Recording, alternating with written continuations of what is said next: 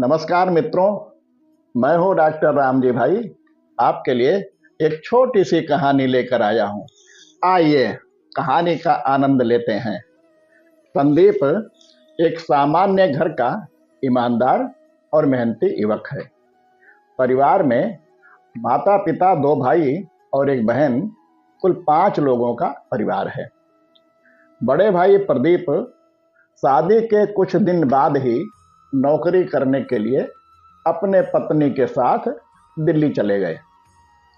कुछ दिन कमाई से कुछ पैसा पिता के पास भेजते रहे, लेकिन 2 साल के बाद घर को मदद करना बंद कर दिया और दिल्ली के ही होकर रह गए। कुछ खास मौके पर घर आते, नहीं तो सालों बीत जाता था गांव आने में। अब घर में सबकी देखरेख करने की जिम्मेदारी संदीप पर ही रहने लगी। संदीप जैसे तैसे बीए तक पढ़ाई करते करते गांव में रहकर ही कार चलाना सीख लिया था। आगे चलकर वही गुण उनके काम आया और गाड़ी चलाने के लिए बड़े शहर में आ गए। 2 साल बड़े ईमानदारी से गाड़ी चलाते हो गए थे। एक दिन अपने मालिक से कुछ घंटे की छुट्टी लेकर बाजार में एक कपड़े की दुकान पर गया। वहां एक सिक्का डालने वाला सार्वजनिक फोन लगा था। सिक्का डालकर एक नंबर डायल किया। किसी के घर में फोन की घंटी बजी और उस घर के मालिक ने फोन उठाया। संदीप बोला, हेलो सर, नमस्ते। मैं कार चलाना बहुत अच्छे से जानता हूँ। मैंने सुना है कि आपको गाड़ी चलवाने के लिए एक अच्छे ड्राइवर की आवश्यकता है। सर, मैं भी एक ड्राइवर हूँ। क्या आप मुझे अपने यहाँ नौकरी दे सकते हैं? उधर से आवाज़ आई, बेटा, मेरे यहाँ पहले से ही ड्राइवर है, इसलिए मुझे आवश्यकता नहीं है। सर, मैं बहुत अच्छी गाड़ी चलाता हूँ। आपके यहाँ जो ड्राइवर है, मैं उससे कम वेतन पर भी काम करने के लिए तैयार हूँ।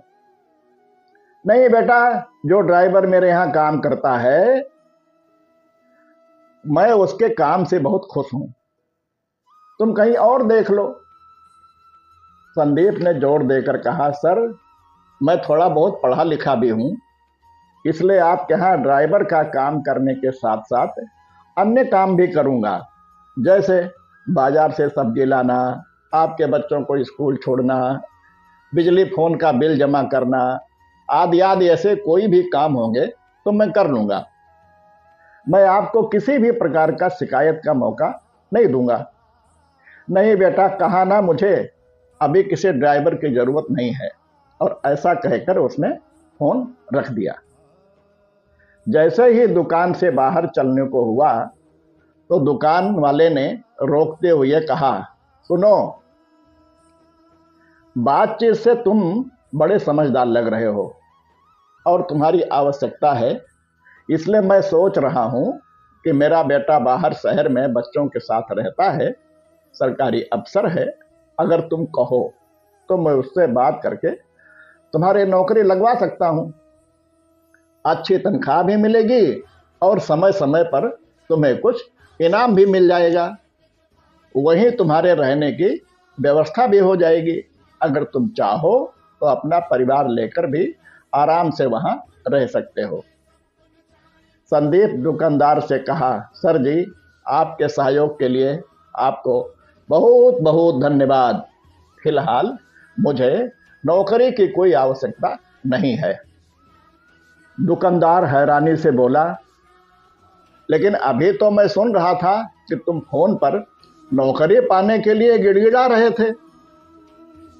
अब जब मैं तुम्हें घर बैठे इतनी अच्छी नौकरी दिलवा रहा हूं तो तुम मुझे इतने नखरे दिखा रहे हो। आजकल तो भलाई का कोई जमाना ही नहीं रह गया। संदीप ने बड़ी विनम्रता से कहा, ऐसा नहीं है सर, आप मुझे गलत मत समझिएगा। मुझे अभी काम की जरूरत नहीं है। सच बात यह है कि बहुत दिन से जहां मैं काम कर रहा हूं, वही मैं अपने ही काम की परीक्षा स्वयं अपने मालिक से ले रहा था कि उनकी धारणा मेरे बारे में कैसी है। उस व्यक्ति के यहाँ काम करने वाला ड्राइवर कोई और नहीं, मैं ही हूं। कहानी आपको अच्छी लगे तो लाइक, शेयर एवं सब्सक्राइब करें तथा घंटी अवश्य दबाएं। अगली बार फिर किसी नई कहानी के साथ आपसे भेंट होगी। तब तक के लिए सभी को नमस्कार।